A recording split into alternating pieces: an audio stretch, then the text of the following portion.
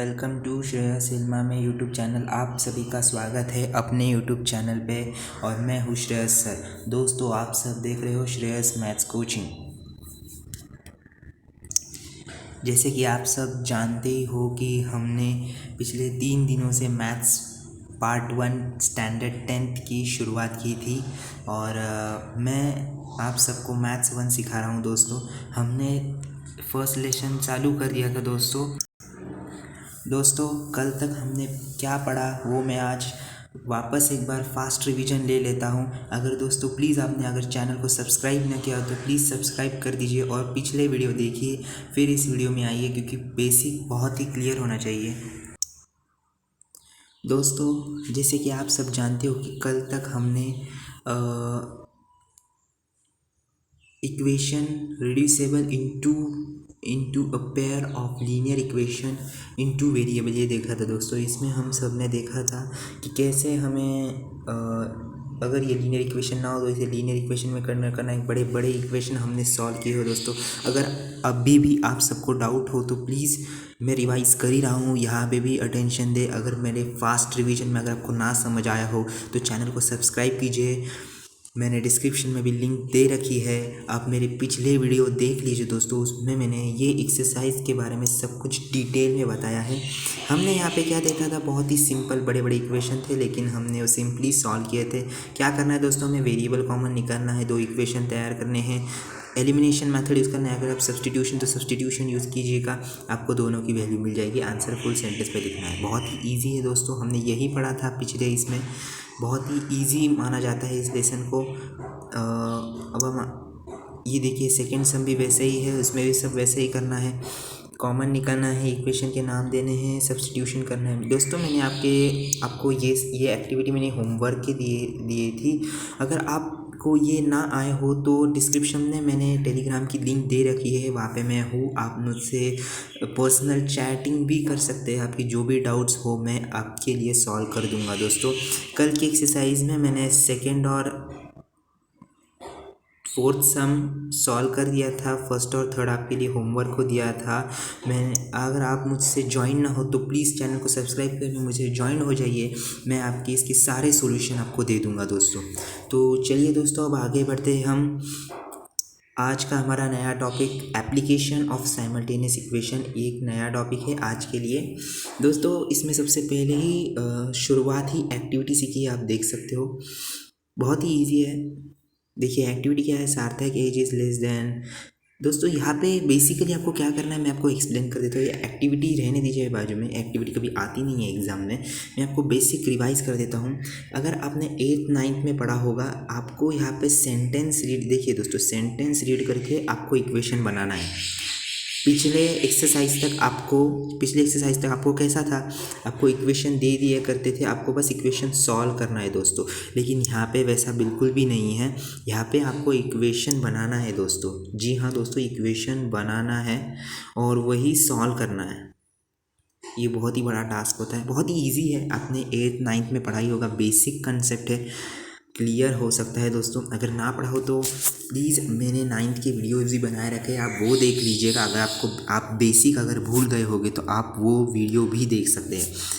जैसे कि मैंने कहा कि बेसिक बहुत क्लियर होता है, आप मेरे पिछले वीडियो में जाइए, वहाँ पे मैंने डिटर्मिनेंट कैसे ढूंढना होता है, क्या शॉर्टकट फॉर्म है, कैसे क्रॉस मल्टीप्लाई करते हैं, आप वेरीफाई कैसे करते हैं, सब मैंने वहाँ पे बता दिया है। कौन सा पॉइंट इंपॉर्टेंट है, कौन सा प्रश्न कितने मार्क्स के लिए आता है, मैंने ये भी बता दिया है दोस्तों। तो प्लीज़ चैनल को सब्सक्राइब करिए, आपको सारे वीडियोज़ मिल जाएंगे, आप वो वीडियोज़ देखिए दोस्तों और फिर ही इसमें आइए, क्योंकि स्टेप बाय स्टेप जाना बहुत ही इंपॉर्टेंट है। लेसन उतना ही इंपॉर्टेंट है, जितना इजी है उतना इम्पॉर्टेंट भी है। तो देखिए यहाँ पे उन्होंने क्या किया है दोस्तों, हम देखते हैं। यहाँ पे उन्होंने एक एग्जाम्पल आपके लिए एक एग्जाम्पल दिया है, उसमें बताया the perimeter of rectangle is 40 centimetre. दोस्तों, यहाँ पे क्या क्लियर बात होनी चाहिए, रेक्टेंगल का पेरीमीटर, ये बहुत ही पुराना 6th 7th का सेंटेंस है। Perimeter of rectangle is 40 centimetre. उसके आगे दिया है the length of rectangle is more than the double of its breadth by 2, find length and breadth. दोस्तों, इसमें आपको क्लियर हो जाना चाहिए कि आपको यहाँ पे कौन से भी इक्वेशन मिलने नहीं वाले हैं, आपको इक्वेशन बनाना ही होगा। आपको आपकी थिंकिंग जो है उसकी पावर और भी बढ़ानी होगी। दोस्तों ये एक सिंपल है, यहाँ पे बताया कि पेरीमीटर को अब उन्होंने यहाँ पे क्या किया, देखिए फर्स्ट सेंटेंस देखिए, let rectangle be x centimetre and breadth y centimetre. तो दोस्तों इसमें क्या किया है, लेंथ और ब्रेथ को उन्होंने x और y वेरिएबल में कन्वर्ट किया है। मतलब हर बार हम लेंथ ब्रेथ लिख नहीं सकते, तो उसकी जगह पे शॉर्टकट में क्या लिखेंगे हम, x और y, जो बहुत ही ईजी है ये कन्वर्टेशन। उसके बाद उन्होंने क्या किया है, उन्होंने ठीक से देखिएगा आप, the length of the rectangle is more then double of its breath. तो इसमें क्या बताया है दोस्तों, जो फर्स्ट कंडीशन है उसमें बताया गया है कि दोनों जो है वो डबल है, क्योंकि टू दोनों को लगता है। देखिए दोस्तों यहाँ पे इन्होंने क्या किया है, 2 × (x+y) = 40। तो उसके बाद उन्हें first according to first condition उन्हें पहला इक्वेशन क्या मिला, x+y = 20। अब दोस्तों आप कह रहे होगे कि 20 कैसे आ गया, सिंपल है दोस्तों, 2 यहाँ पे उन्होंने कन्वर्ट कर दिया और सिंप्लीफाई करना है। दोस्तों इसमें आप क्लियरली देख लीजिए, अगर आप जितना सिंप्लीफाई कर सकते हो उतना करते जाइए इस लेसन में, क्योंकि इसमें बड़े बड़े नंबर आते हैं बाद में। अगर आप बाद में अगर आप कंफ्यूज हो गए तो दोस्तों मैं कुछ नहीं कर पाऊँगा। आपको जितना स्टेप वाइज आप सिंप्लीफाई कर सकते हो उतना सिंप्लीफाई कीजिए। हाँ, जिधर मल्टी आपको लग रहा होगा कि आगे जाके इसका मल्टीपल आ सकता है तो आप रहने दीजिए, लेकिन 99% कभी भी मल्टीपल्स ज़्यादा नहीं आते आगे जाके। आपको जहाँ है वही मल्टी सिंप्लीफाई कर देना चाहिए। और इनकी सेकेंड कंडीशन से देखिए क्या मिला है आपको। अब यहाँ पे इन्होंने फर्स्ट कंडीशन देखिए, ये इधर से ही फर्स्ट कंडीशन आती है, the perimeter of rectangle is 40 centimetre. दोस्तों बेसिकली हो जाता है, रेक्टेंगल को लेंथ और ब्रेथ दोनों रहता है, तो लेंथ और ब्रेथ मतलब क्या है, एक्स और वाई। अब x+y = 40, ये सिंपल है। 2 हमने क्यों ऐड किया, क्योंकि वो डबल है दोस्तों, क्योंकि वो डबल है। उसके बाद सेकेंड कंडीशन मैंने क्या दी गई है, द लेंथ, ये सेकेंड कंडीशन है, the length of the rectangle is more than the double of the breadth by 2। तो दोस्तों ये सेकेंड कंडीशन के अनुसार उन्हें ये इक्वेशन भी मिल गया। दोस्तों अगर इक्वेशन कैसे बनाते हैं इस पर भी मैंने एक वीडियो बनाई है, आप वो भी देख सकते हो। कौन से भी सेंटेंस है, कौन सा भी हो, आपको इक्वेशन कैसे बनाना है इस पर मैंने एक वीडियो बना दी है। सो दोस्तों आप वो भी वीडियो देख सकते हैं मेरी, बहुत ही सिंपली वे में मैंने वहाँ पे एक्सप्लेन किया है कि कैसे क्या करना होता है। तो दोस्तों हम आगे देखते हैं कि यहाँ पे उन्होंने बताया, देखिए आप इन्होंने चालू किया है, अब यहाँ से आप पे डिपेंड है आप कौन सी मेथड यूज़ करते हैं। दोस्तों हम रिवाइज करते हैं, पहली बार हमने कौन कौन से मेथड पढ़े आज तक, एलिमिनेशन, सब्स्टिट्यूशन, डिटर्मिनेंट मतलब क्रैमर्स रूल, उसे ही क्रैमर्स रूल कहते हैं। ये 3 मेथड हमने पढ़े हैं। अब यहाँ पे कौन सा यूज़ करना है वो आप पे डिपेंड करता है, बहुत डिपेंड करता है दोस्तों। अगर आप एलिमिनेशन चाहे तो एलिमिनेशन भी यूज़ करते हैं, 2 इक्वेशन दिए हुए हैं। और आप चाहे डिटर्मिनेंट तो ठीक, मेरी मानो जिसको सच में अंदर से लगता हो कि मुझे क्रैमर्स रूल या फिर डिटर्मिनेंट रूल, क्रैमर्स और डिटर्मिनेंट एक ही है, मैं अभी भी बताता हूँ क्रैमर्स और डिटर्मिनेंट एक ही है। क्रैमर्स रूल मुझे नहीं आता हो तो सिंपली दोस्तों मैं बताऊँगा कि आप अपने वे से जाए, सब्स्टिट्यूशन कीजिए, एलिमिनेशन कीजिए। हाँ अगर एग्ज़ाम को दिया है तो आपको दिमाग लगाना पड़ेगा, लेकिन बेसिकली एग्ज़ाम को देते नहीं है, ऐसे कोई भी कंपल्शन नहीं होता है, आप जो चाहे अपनी मेथड इस्तेमाल कर सकते हैं। तो दोस्तों अब यहाँ पे देखिए उन्होंने डिटर्मिनेंट मेथड यूज़ की, तो मुझे डिटर्मिनेंट एक्सप्लेन करना ही होगा, तो मैं आपको एक्सप्लेन कर देता हूँ। ये देखिए 1 और 2 इक्वेशन मिले, वो उन्होंने यहाँ पे लिख दिए। अब अगर एलिमिनेशन आता तो आप क्या करते हैं, यहाँ पे देखिए सिंगल वाई या डबल वाई, 2 से मल्टीप्लाई करते हैं, ये -2 + 2 कैंसिल हो जाता, आपको एक्स की वैल्यू क्लियरली मिल जाती। नहीं वैसा तो डिटर्मिनेंट कैसे होता है मैं बता देता हूँ। देखिए 2 इक्वेशन लिखे, नीचे ऊपर क्यों लिखे दोस्तों, क्योंकि यहाँ पे देखिए रोज़ और कॉलम्स का मैटर होता है, तो वो लिखने में बहुत लोगों को दिक्कत होती है, इन्होंने इसलिए इन्होंने स्टेप बाय स्टेप आपको लिख के दिया है। देखिए वही मैंने, अगर आपको ये मेथड डिटेल में चाहिए तो मैंने मेरी लास्ट वीडियो में मैंने बता दिया है, आप वो देखिए। तो देखिए इन्होंने यहाँ पे क्या लिखा है, डिटर्मिनेंट लिख दिया है, क्रॉस मल्टीप्लाई किया है, इन्हें डिटर्मिनेंट का आंसर मिल गया। वैसे dx का आपको मैंने बताया क्या है, अगर x का रो हो तो वहाँ पे हमें कॉन्स्टेंट्स लिखने चाहिए दोस्तों, कांस्टेंट यानी c, कॉन्स्टेंट्स वहाँ पे लिख देने चाहिए, तो आपको दोनों का आंसर मिल जाएंगे। और उसके बाद ये फॉर्मूले याद रखिएगा, फॉर्मूले नहीं है बस फॉर्मूले मैं कहता हूँ क्योंकि बहुत ही इंपॉर्टेंट है ये एग्ज़ाम में, इसके सिवाय आपको एक्स और वाई की वैल्यू मिल ही नहीं सकती।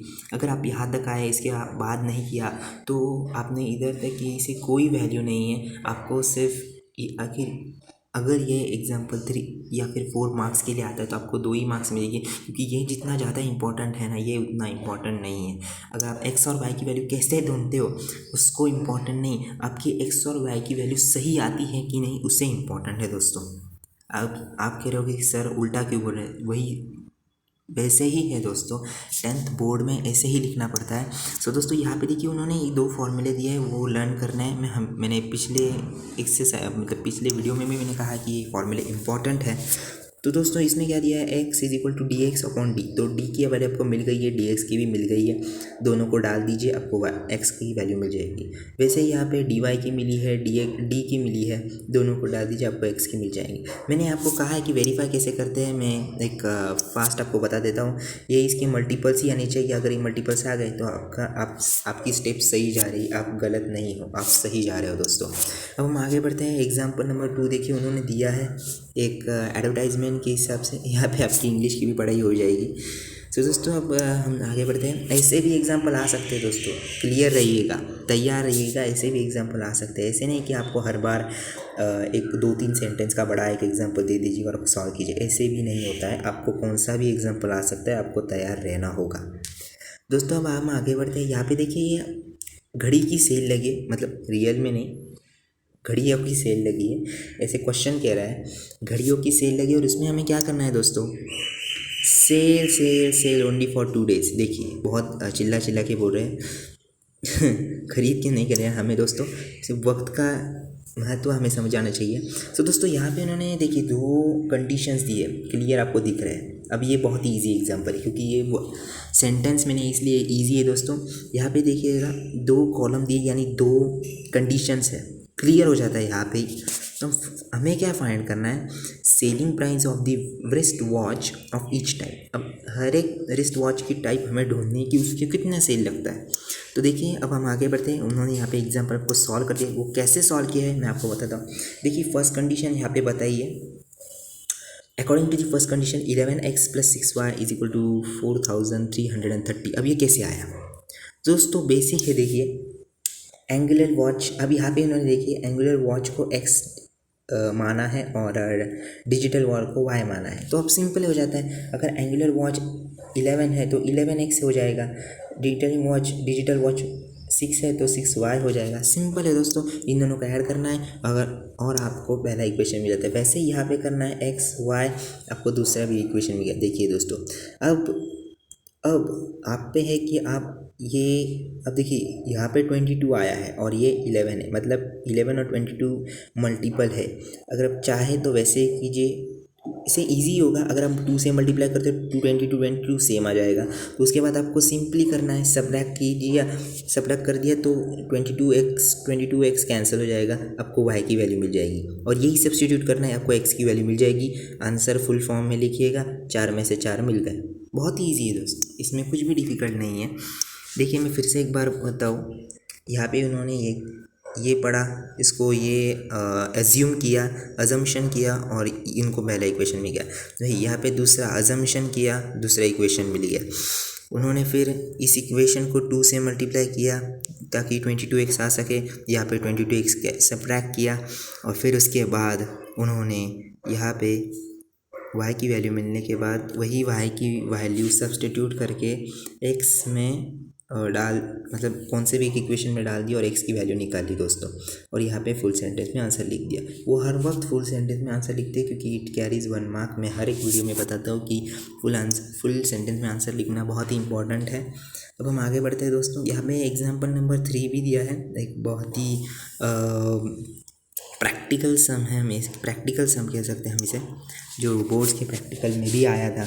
मैं हाँ ये बताना भूल गया कि ये जब मैं प्रैक्टिकल देने गया था 10वीं की, तो ये 10वीं के प्रैक्टिकल में ये एग्जाम्पल आया था। बहुत ही पुराना एग्जाम्पल है, बस इसे मॉडिफाई करके नया दिया है। तो देखिए यहाँ पे भी वही पिछले जैसा ही 2 इंसान बहुत ही गुस्से में बोर्ड चला रहे हैं, तो हम उनके जो गुस्सा है हम वो सॉल्व कर देते हैं। हम सॉल्व कैसे करेंगे, एक्स और वाई की वैल्यू ढूंढ के। तो वही हमें करना है दोस्तों। वापस से यहाँ पे दो बक्से दिए आपके लिए, बक्से कहने से ज़्यादा एक ट्रायंगल की उन दोनों में सम दिया है, तो वही करना है। एक इसमें पहला इक्वेशन होता है, दूसरे इसमें दूसरा इक्वेशन होता है, ये फिक्स होता है दोस्तों, according to condition 1, according to condition 2। अगर आप सबको ये लिखना होगा, इतने सारे जो सेंटेंसेस लिखे वो आपको लिखने होंगे। Speed is equal to distance upon time. दोस्तों मैं जो ये फॉर्मूले हैं ना दोस्तों, इसके लिए मैं स्पेशली आपके लिए ना ऑडियो या फिर वीडियो में आपके लिए डालने वाला हूँ, जिसमें सारे के सारे फॉर्मूले हैं। जल्द ही जल्द मैं ये काम करने वाला हूँ, क्योंकि फॉर्मूले से ज़्यादा मुझे बहुत बच्चों के रिक्वेस्ट भी आए थे कि सर बहुत फॉर्मूले में कन्फ्यूजन हो रहा है, हमें फॉर्मूले हमें याद ही नहीं रहते, आप कुछ सिंपल ट्रिक बताएं। तो दोस्तों मेरी अगली वीडियो उस पर ही रहने वाली है कि कैसे फॉर्मूले याद रखे जाए, या फिर कितने शॉर्टकट में फॉर्मूले याद रखे जाए, मैं उस पर बनाने ही वाला हूँ आगे जाके। तो दोस्तों अभी हम यहाँ पे कंसंट्रेट करते हैं। पहला इक्वेशन पहले बक्से में, दूसरा इक्वेशन दूसरे बक्से में। आपको रीड करना है दोस्तों, क्लियर रीडिंग, आपकी ऑब्जर्वेशन और रीडिंग बहुत ही अच्छी चाहिए। देखिए दोस्तों, पहला इक्वेशन पहला, दूसरा इक्वेशन दूसरा, सिंपल। अब ये यहाँ का सम आपको कुछ याद आ रहा है क्या दोस्तों, ये कुछ याद आ रहा है आपको? इस देखिए, जी हाँ दोस्तों, ये प्रैक्टिस सेट 1.4 में था। तो ये ऐसा ही एग्जाम्पल मैंने आपको सॉल्व करके दिया है पिछली वीडियो में, आप वहाँ जाइए, आपको ये मिल जाएगा। वही यही उन्होंने यही किया है।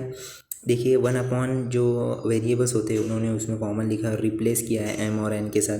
देखिए रिप्लेस करने के बाद उनको क्लियर एक लीनियर इक्वेशन मिल गया है, जो बहुत ही ईजी होता है। उसके बाद उन्होंने क्या किया, कॉमन निकाला, एम और एन की वैल्यू ढूंढ के निकाली, वही फिर से रिप्लेस करके एक्स और वाई में डाल दी, और देखिए एक्स और वाई की मिल गई।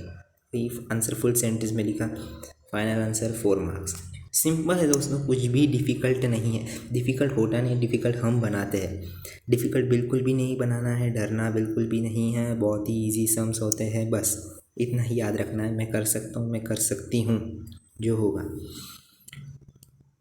अब आगे बढ़ते हैं। ये देखिए आपके लिए चौथा सम भी उन्होंने देखिए ये इसमें लिखा है, सेंटेंस में लिखा है। आपका फेवरेट, आपको सेंटेंस ही ज़्यादा पसंद होते हैं, तो उन्होंने इसमें अब इक्वेशन की भाषा में नहीं लिखा है, रुपीज़ की भाषा में लिखा है। आप देख सकते हो, इस रुपीज़ को ही हमें इक्वेशन में कन्वर्ट करना है। अब हम कैसे करेंगे, तो हमें पूरा प्रश्न पढ़ना है दोस्तों। देखिए मैं आपके लिए पढ़ लेता हूँ। A certain amount is equally distributed among certain number of students, each would get ₹2 less if 10 students were more, and each would get ₹6 more if 15 students were less. Find the number of students and the amount distributed, sorry. सो दोस्तों यहाँ पे क्या बताया उन्होंने, आप अगर आपको सम समझ ना आए तो हमें क्या करना है, डिस्ट्रीब्यूट करना है। यहाँ पे सेंटेंस को तोड़ना है, बड़े बड़े जो पैराग्राफ है तोड़ने के बाद ही हमें समझ आता है कि वो क्या है। देखिए यहाँ पे तोड़ना है, 2 इसमें डिस्ट्रीब्यूट करना है, 3 इसमें डिस्ट्रीब्यूट करना है सम को, और आपको इक्वेशन बनाना है। तो दोस्तों आपका इक्वेशन आपको क्लियरली दिख रहा होगा।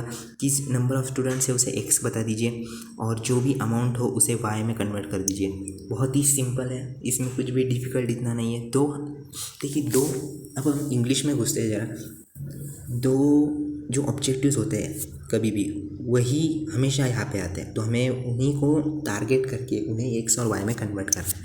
तो उसके बाद उन्होंने फर्स्ट कंडीशन से देखिए ये इक्वेशन बना लिया, बहुत ही ईजी। सेकंड कंडीशन से देखिए ये इक्वेशन बना दिया।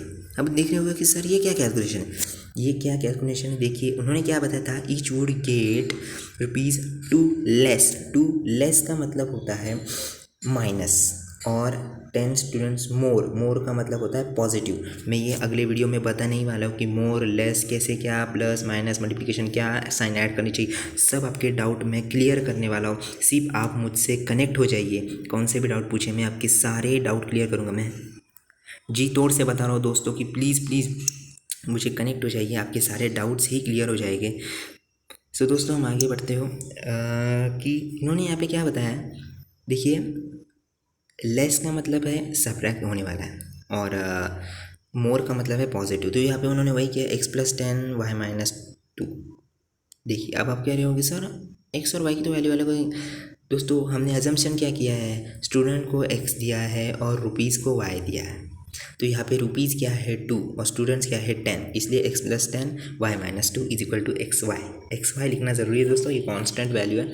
तो उसके बाद हमें क्या करना है, इक्वेशन को सॉल्व करना है, आपको एक इक्वेशन मिल जाएगी। वैसे ही यहाँ पे ही करना है, x-15 y+6 रुपीज़ और स्टूडेंट्स को अलग अलग करके आपको दूसरा इक्वेशन मिल जाएगा। फिर वही अपना बेसिक मेथड एलिमिनेशन से कीजिए, सब्सटीट्यूशन से कीजिए। देखिए इन्होंने एलिमिनेशन यूज़ किया है, दोनों इक्वेशन को सबट्रैक्ट किया, उन्हें x की वैल्यू डायरेक्टली मिल गई, वही एक इक्वेशन में डालकर y की वैल्यू मिल गई।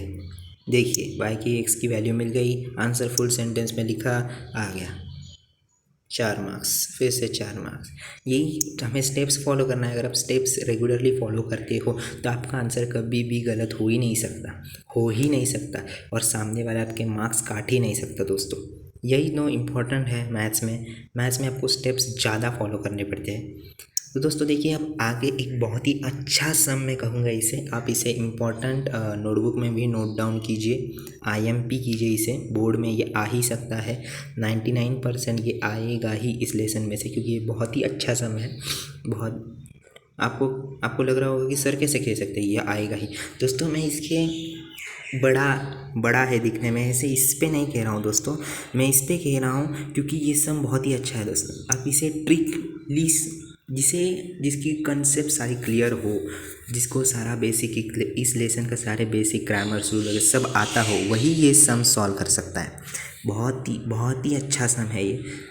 तो देखिए हम ये पढ़ते हैं, a 3-digit number is equal to 17 times the sum of its digit। देखिए दोस्तों, इसमें आपकी कंसेप्ट क्लियर होना चाहिए कि कैसे इक्वेशन लिखते हैं। एक सेंटेंस आपके लिए इम्पॉर्टेंट है, if the digit are revised the new number is 198 more than the old number, also the sum of extreme digit is less than the middle digit, by unity find the original number। दोस्तों बहुत ही easy है, बहुत ही easy सम है, बस concept clear होनी चाहिए, conceptually आप clear होने चाहिए। तो उन्होंने क्या किया, let the digit in 100 place be x, that in the unit place be y. तो दोस्तों आपको लग रहा हो कि 100 प्लेस कहाँ पे आएगा, देखिए दोस्तों 198 दिया है यार, 198 आप देख सकते हो, मैंने उस पर हाईलाइट भी किया, 198 मतलब हंड्रेड्स के डिजिट में अब नंबर चला गया है। इसलिए दोस्तों इन्होंने क्या किया है, हंड्रेड्स के डिजिट में नंबर ना जाए, हंड्रेड्स के डिजिट में नंबर जाए, 100 के डिजिट में नंबर गया, इसलिए उन्होंने क्या किया है, HT यूनिट, H को X दे दिया, यूनिट को Y दे दिया, और T जो है टर्म उसे x+y+1 दे दिया। अब इसमें बहुत ही ईजी सम है दोस्तों। अगर आपको इधर तक समझ आ गया ना, बस इधर तक आप पूरा सम सॉल्व कर सकते, सीधा आप यहाँ तक आपका फाइनल आंसर ओरल ही आ जाएगा।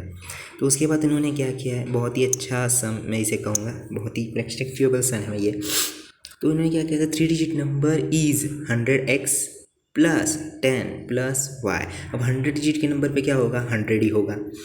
अगर हम टेंस पे आ जाए तो टेंस में क्या हो जाएगा, 10 हो जाएगा, मतलब एक जो अंक है वो घट जाता है। उसके बाद एक 1 वैल्यू रहती है, अगर आप वेरिएबल भी डाल दें या फिर 1 डाल दें, कोई भी डाल दे, आंसर 1 ही होने वाला है। तो उन्होंने देखिए क्या किया है, उसे ऐड किया है, इसे एक इक्वेशन में कन्वर्ट किया है। अब आगे इन्होंने बताया कि according to the first condition, ठीक से देखिएगा दोस्तों, according to the first condition उन्होंने क्या किया, number is equal to 17 into sum of the digit. 17 कहाँ से आके देखिए, 3 digit number is equal to the 17 times the number of the digit. तो ये एक डिजिट था दोस्तों, मैंने ये देखिए आपको बीच में हाईलाइट करके दिया था, ये एक डिजिट है, इसे ऐसा सॉल्व करना है। जो यहाँ पे जो देखिए मैं क्लियर कर देता हूँ आपके लिए, यहाँ पे जो आपने जो इक्वेशन निकाला है 110 x + 11y is equal to 10, 110x + 11y + 10। तो यहाँ पे जो आपने इक्वेशन निकाला था वो यहाँ पे डाल देना है गिवन नंबर में, इज इक्वल टू 17। देखिए अभी तक हम फर्स्ट सेंटेंस पे ही है, is equal to 17 into sum of the digit. ये सम ऑफ द डिजिट आया है वो इधर डाल देना है मल्टीप्लिकेशन। ये बहुत बड़ा इक्वेशन हो जाएगा, जितना आप रिड्यूस कर सकते हो कर लीजिए, और फिर ही इक्वेशन 1 उसे नाम दे दीजिए। अगर आप एक बार भी आप इक्वेशन 1 दे देते, अगर आप कैंसिल करेंगे दोस्तों, कैंसिल करने से कुछ ज़्यादा होगा नहीं, पर आपका प्रेजेंटेशन पे और फिर उस पर ज़्यादा सवाल उठाए जाएंगे। जहाँ पे आपको 4 में से 4 मिलने चाहिए, 4 में से 4 अंक मिलने चाहिए, वहाँ पे आपको 2.5 मिलते हैं, क्योंकि आपका प्रेजेंटेशन अच्छा नहीं होता है दोस्तों। इसलिए सोच समझ कर हर एक स्टेप लिखी जाइए, जिससे आप ज़्यादा मतलब कहते हैं ना हम रगड़ते हैं पेन को अगर गलतियाँ हो जाए तो, वैसा बहुत ही कम करना है हमें, इतनी पे हमारी प्रैक्टिस होनी चाहिए। तो उन्होंने देखिए इसे इक्वेशन 1 दे दिया है, वैसे ही आगे करना है, कुछ भी डिफरेंट नहीं है, बस y आगे आ जाएगा, x पीछे चला जाएगा, वही हमें मिलने वाला है, वही इक्वेशन मिलने वाला है, कुछ भी डिफरेंट नहीं है। वैसे ही करना है अकॉर्डिंग टू सेकंड कंडीशन, हमें दूसरा भी इक्वेशन मिल जाएगा, वही करना है। फिर substitute this value of x in equation 1, x की वैल्यू, यहाँ पे सब्स्टिट्यूशन उन्होंने मेथड यूज़ किया है। तो उन्हें देखिए सब्स्टिट्यूशन मेथड वाई की पहले उन्होंने वैल्यू निकाल ली, वापस से जो वाई की मिली वो एक्स में निकालने में उन्होंने लगा दी। देखिए एक्स और वाई की उन्होंने वैल्यू मिल ली। मैं देखा ना, बहुत ही ईजी सम है, बस हमें पहला सेंटेंस समझना है। तो फिर उसके बाद क्या किया था, हमें आखिर में क्या दिया था दोस्तों, आपने ठीक से नहीं देखा, आखिर में हमें क्या फाइंड करना है, पढ़िए, find the original number. Original number क्या हो सकता है हमें प्रेडिक्ट करना था सम के आधार पे, जो हमने कर दिया है। देखिए अब हमें x की वैल्यू मिल गई और y की वैल्यू मिल गई, दोनों की वैल्यू मिल गई, फिर रहा क्या, कुछ भी नहीं। तो खींचिए, ऐड कीजिए सीधा, हमने टेंस की वैल्यू करी, वही ऐड करना है, 3 + 1 + 1 = 5। हमें टेंस का जो था, अभी आप कह रहे होगे कि सर ये बीच में कैसे ऐड कर दिया हमने टेंस के लिए।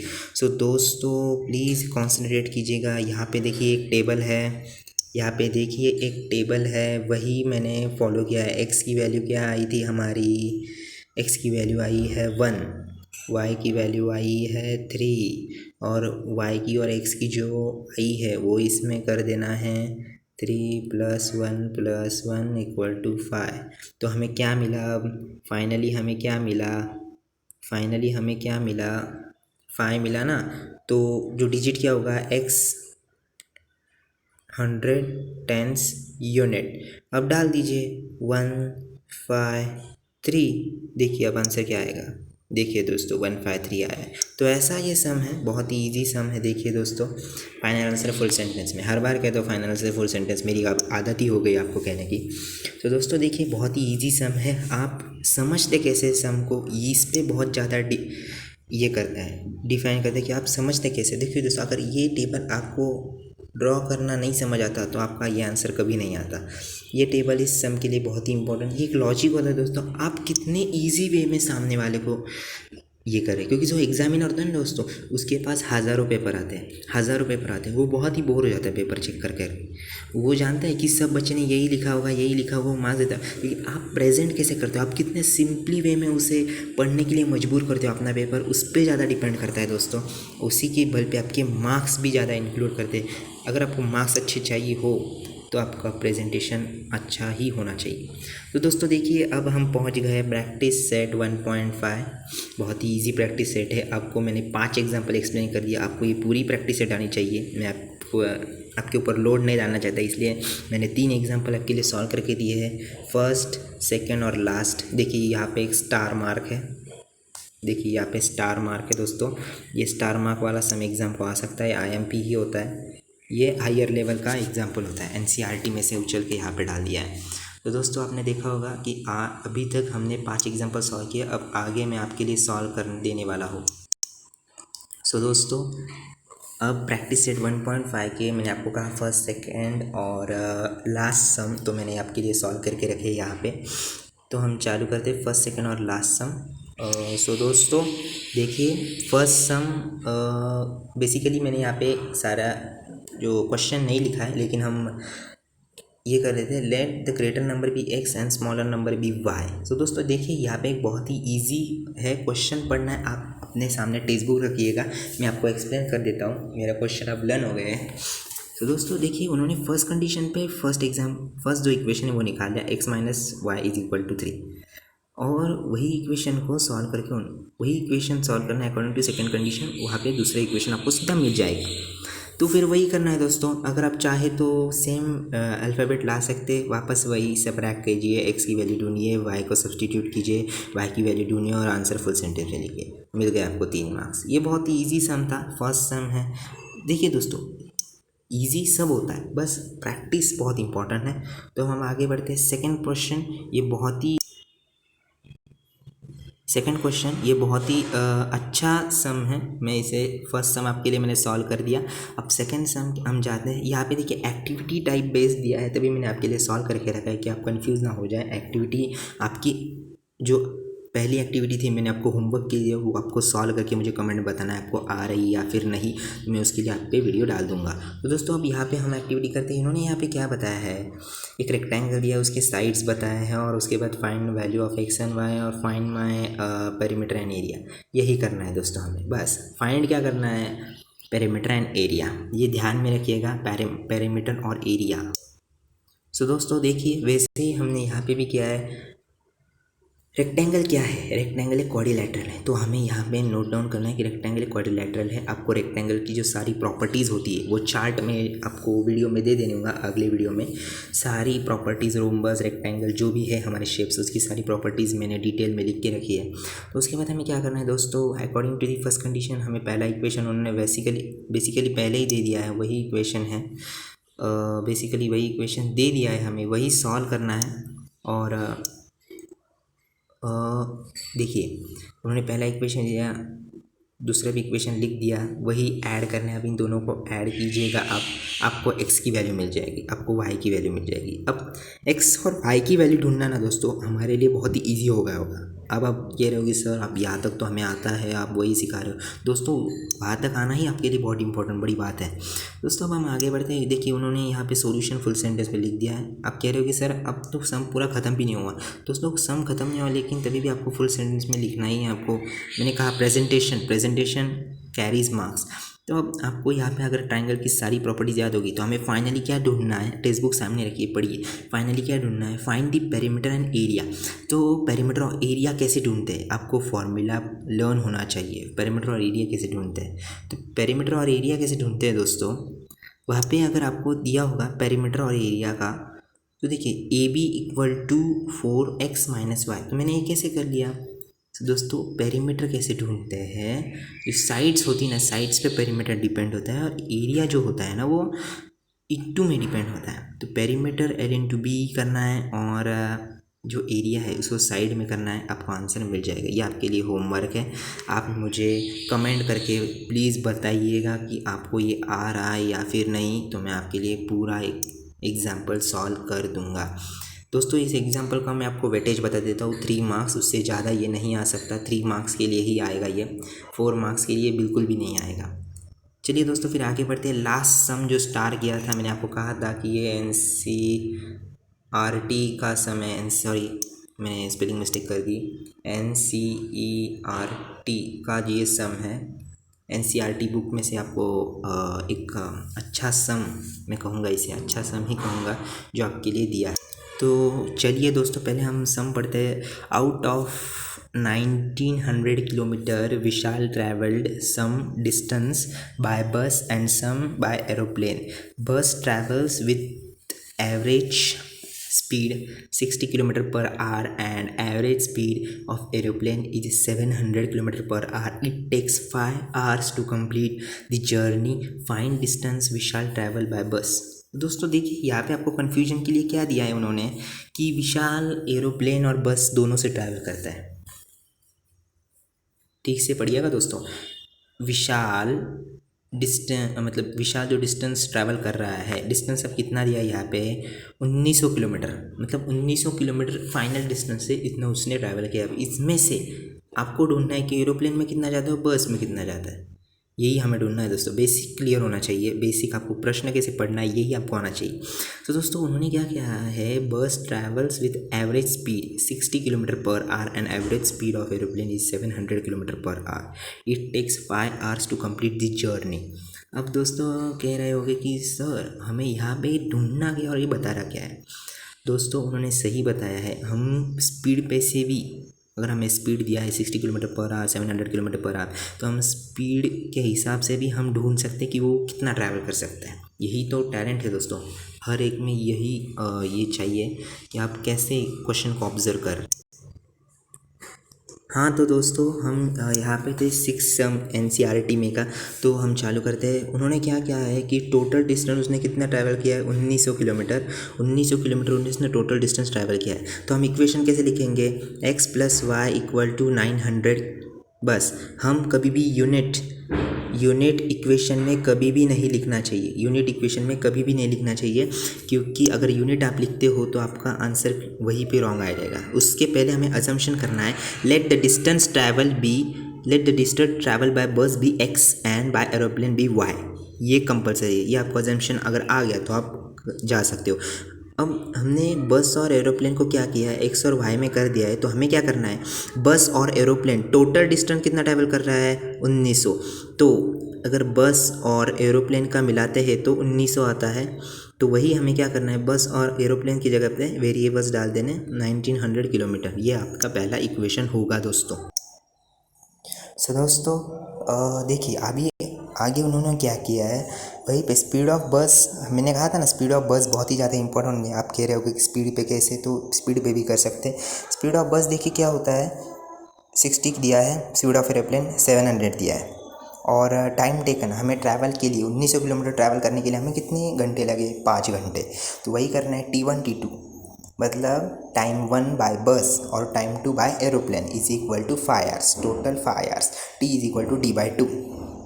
तो दोस्तों यही हमें कर रहा है। T = अगर D/2 हो सकता है तो T1 = D1/S1 and T2 = D2/S2।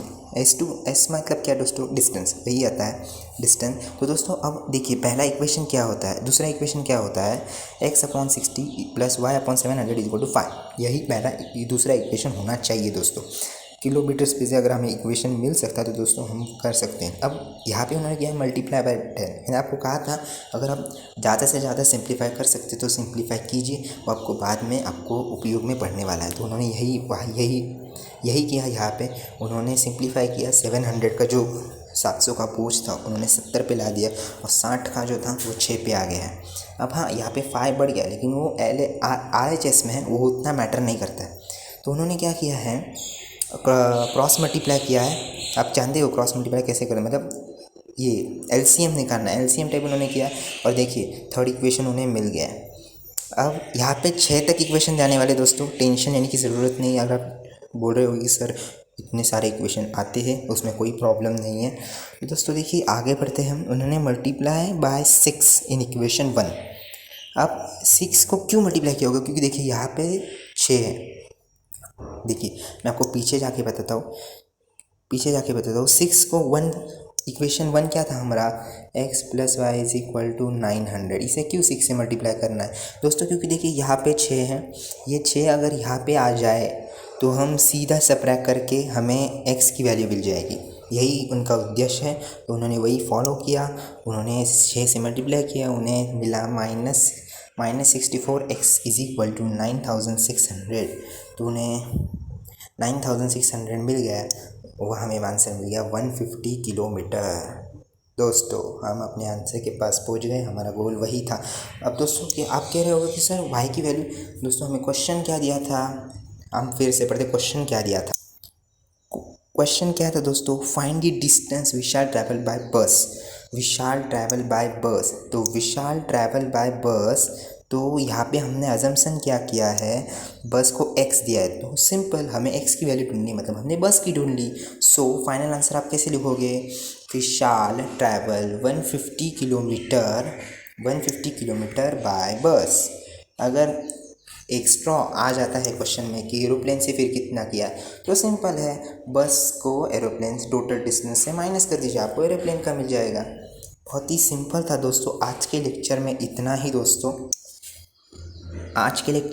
ही दोस्तों, कल हम फिर दूसरे टॉपिक के साथ मिलेंगे। आपको अगर वीडियो पसंद आई हो तो प्लीज़ मुझे कमेंट में बताइए क्या गलतियां है, क्या और सुधारना करनी चाहिए, क्या एक्सप्लेन करना रह गया है। अगर मैंने कोई टॉपिक छोड़ दिया होगा तो मैं आपके लिए नई वीडियो बना दूंगा दोस्तों। और एक इम्पॉर्टेंट बात, मैं टेलीग्राम पे भी हूँ, मेरा टेलीग्राम पे खुद का चैनल है, मैंने पिछले वीडियो में बताया था, ना मुझे पैसे देने पड़ रहे हैं और ना आपको पैसे मिलने वाले हैं, ना मुझे मिलने वाले हैं। तो दोस्तों प्लीज़ अपने डाउट पूछिएगा, फ्री का कुछ भी मत छोड़िएगा, मुझे डाउट पूछिए, मैं आपके लिए सारे डाउट सॉल्व कर दूंगा। टेलीग्राम पे आज मुझे चैट पे आप मुझे पर्सनली कोई भी डाउट पूछ सकते हैं। दोस्तों अगर वीडियो पसंद आई हो तो प्लीज़ लाइक बटन पे क्लिक कर दीजिएगा, लाइक कर दीजिएगा, शेयर कर दीजिएगा सारे दोस्तों में। प्लीज़ शेयर कीजिए, लाइक कीजिए और चैनल को सब्सक्राइब कीजिए ताकि अगली वीडियो आप तक पहले पहुँचे। दोस्तों आज के लिए इतना ही, और घर में रहिए, मास्क पहनिए, सुरक्षित रहिए, अपने और अपने परिवार की सुरक्षा बनाए रखिए, स्वच्छता बनाइए। जय Hind, stay home, stay safe. Thank you.